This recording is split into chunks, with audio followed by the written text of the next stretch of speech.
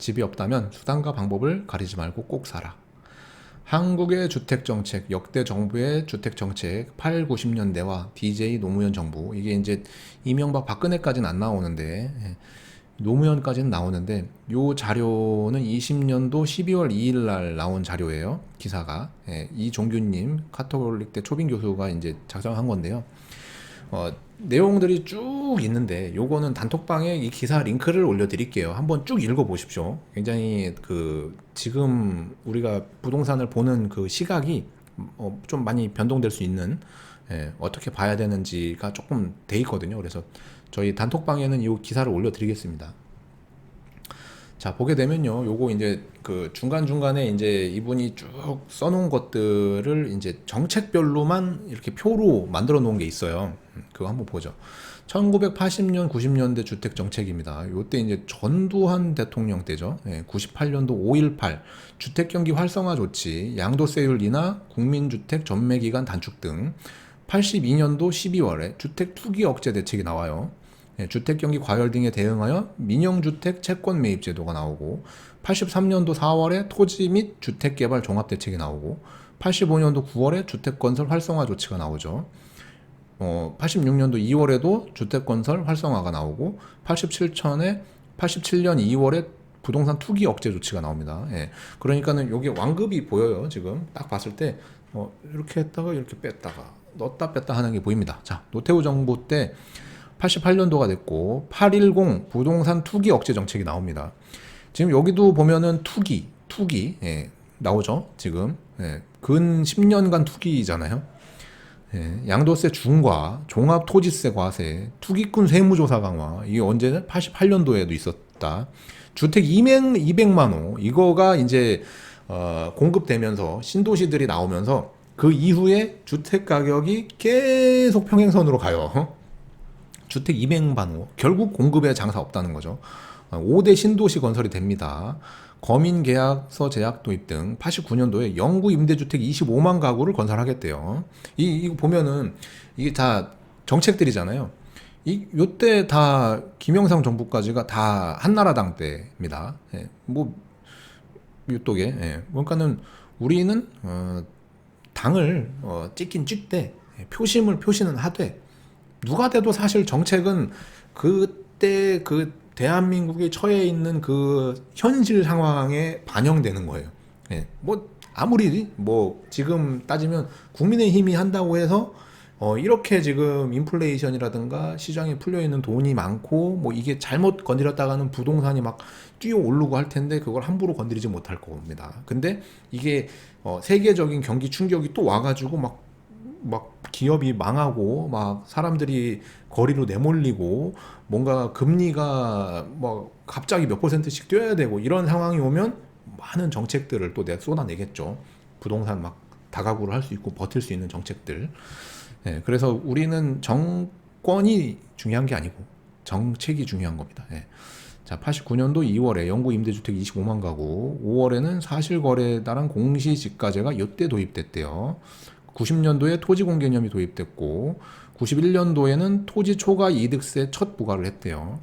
그럼 김영삼 정부가 이제 93년도에 금융실명제가 요게 이제 좀 컸죠. 옛날 비자금 같은 거, 토지 거래 허가제, 부동산 구입 자금 출처 조사, 요런 내용들 지금하고 낯설지가 않아요.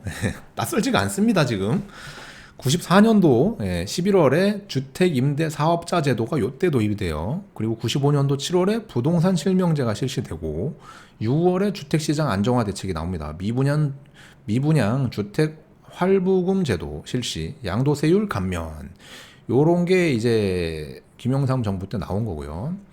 요게 이제 대망의 김대중 정권 때입니다. 요때 IMF 터졌죠. IMF. 대외 충격, 97년도 IMF 터지면서 주택 공급 관련 규제를 완화합니다. 자, 요 공급 관련 규제 완화, 우리 조금 전에 기사 봤죠? 응? 공급 규제 완화, 요 봤잖아요 지금. 여기에 이제 주택 공급, 주택 경기 활성화 대책, 양도소득세 한시적 폐지, 취등록세 한시적 감면, 주택구입자금 이자 상환분 소득공제, 토지거래 허가제 등 폐지, 제1종 국민주택 채권 매입 부담 해가지고 외국인 부동산 소유 자유화 해가지고 주택경기를 활성화시키려고 했던 겁니다.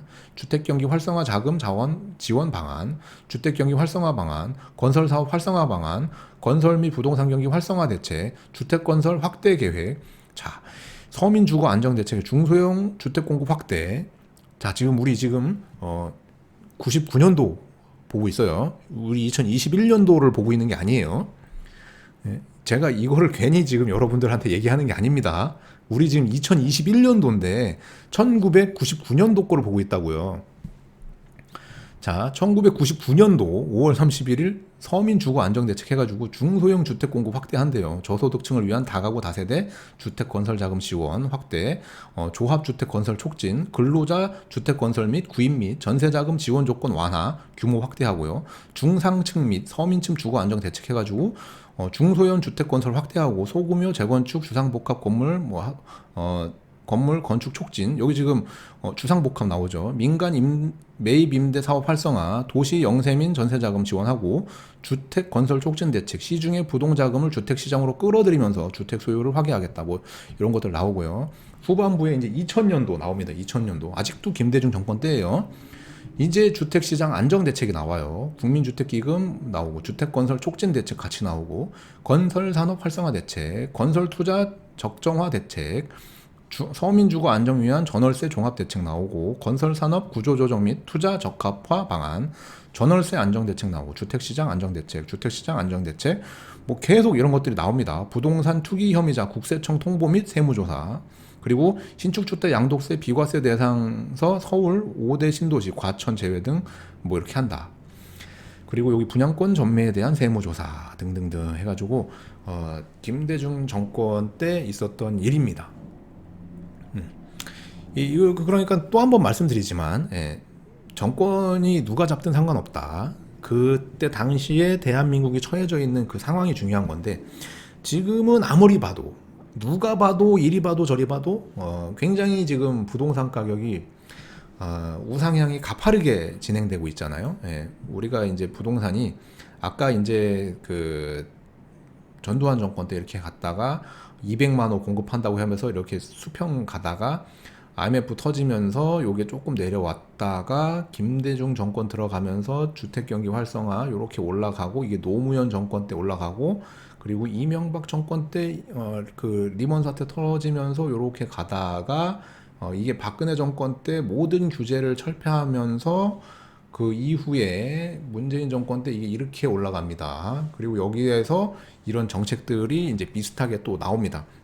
주택에 관련된 것들 뭐 이런 것들에 대해서 안정화 대책이니 뭐니 등등등 요즘 뉴스에서 보고 있는 내용들이 과거에 있었던 거를 대부분 이렇게 다 따온다는 걸 볼 수 있어요.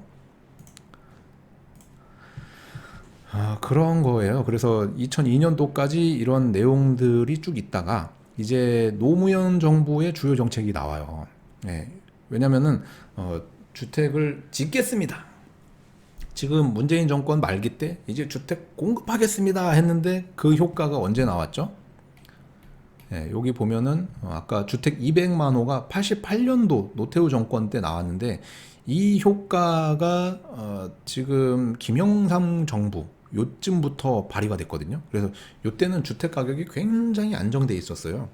공급이 많다 보니까 미분양도 많았고 그래서 이제 미분양에 대한 각종 이런 지원책을 주고 이 김대중 정권 들어서면서 각종 부동산 관련된 것들을 규제를 싹 다 풀어버리고 뭐 굉장히 많은 지원을 해줬죠. 왜냐하면 IMF 때 다른 거는 국가에서 주도적으로 못했는데 부동산은 할 수 있었거든요. 건설 경기는 활성화시킬 수 있었거든요. 그래서 이쪽으로 많이 쏠린 거죠. 부작용이 있는데도 불구하고 했던 거예요. 그래서 그때 뭐 용인 뭐 이런 데가 제일 유명했죠. 아파트가 그때 이제 용인에 뭐 이런 아파트가 여기에 이렇게 있잖아요. 그러면은 지금은 도로가 이렇게 쫙쫙 깔리잖아요.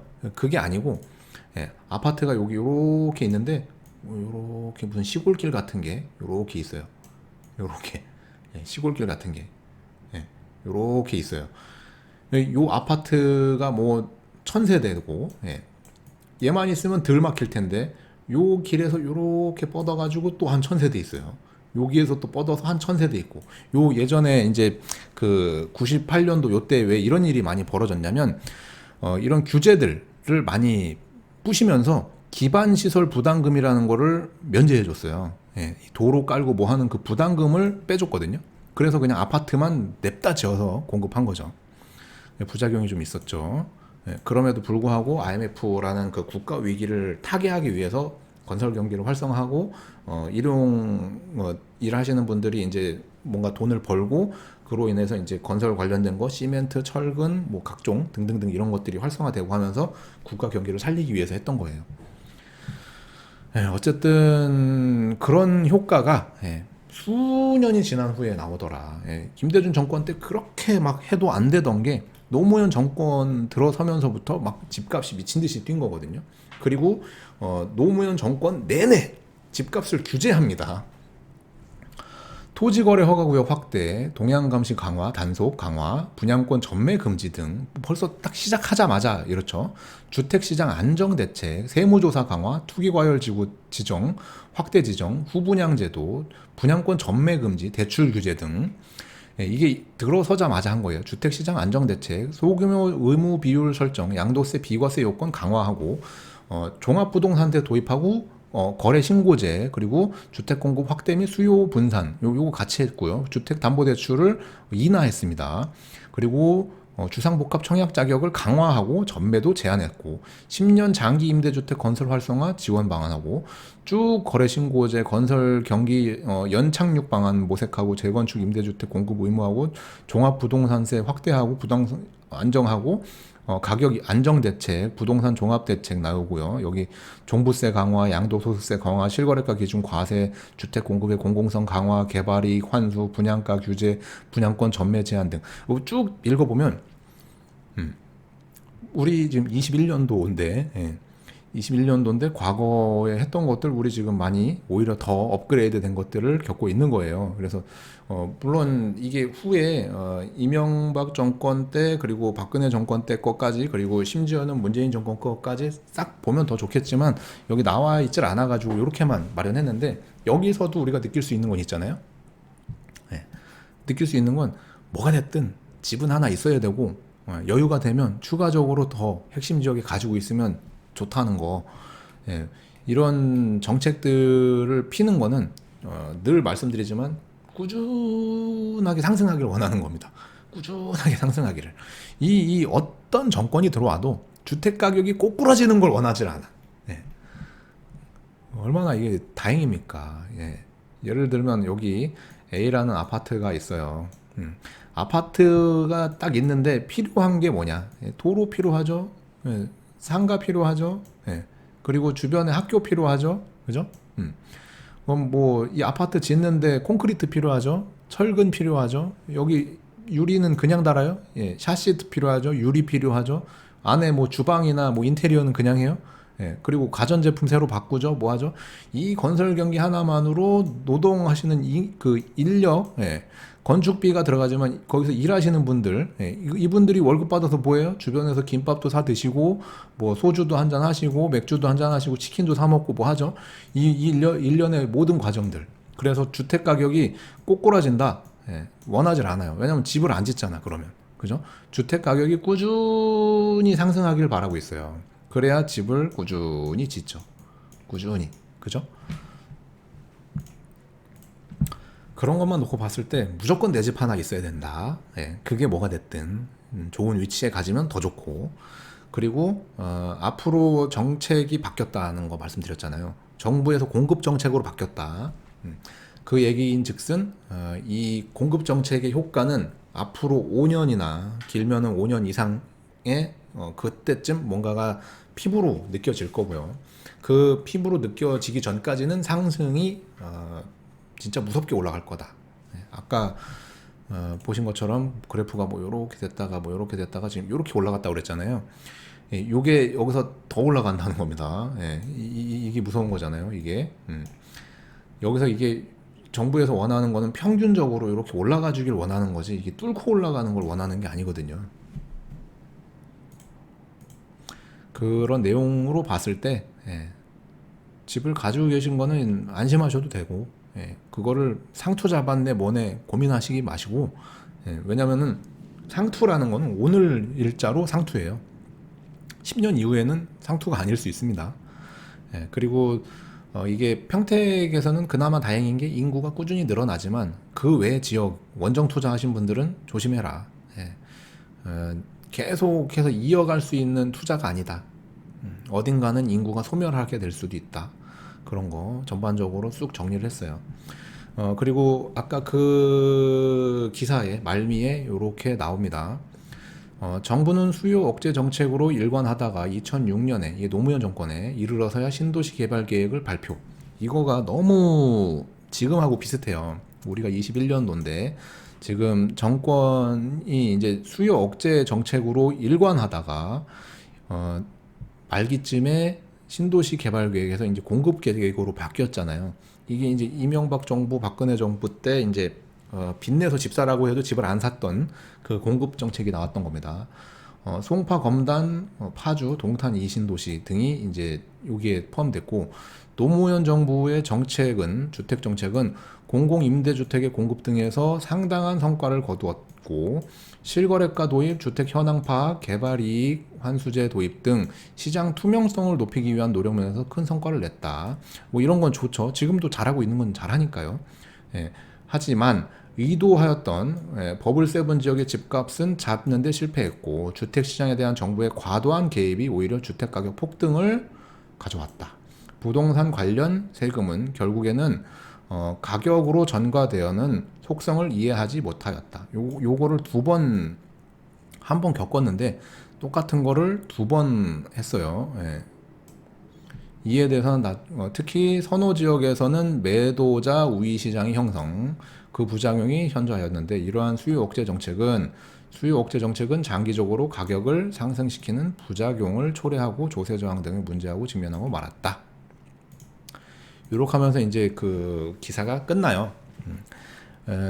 요 기사만 놓고 봤을 때 2020년도에 나왔는데 2020년도에 집을 사던가 또는 이게 과거 정부잖아요. 2003년도 7년도 때 정부잖아요. 그랬으면 집을 하루라도 더 빨리 샀더라면은 이라는 후회가 되는 겁니다. 그죠?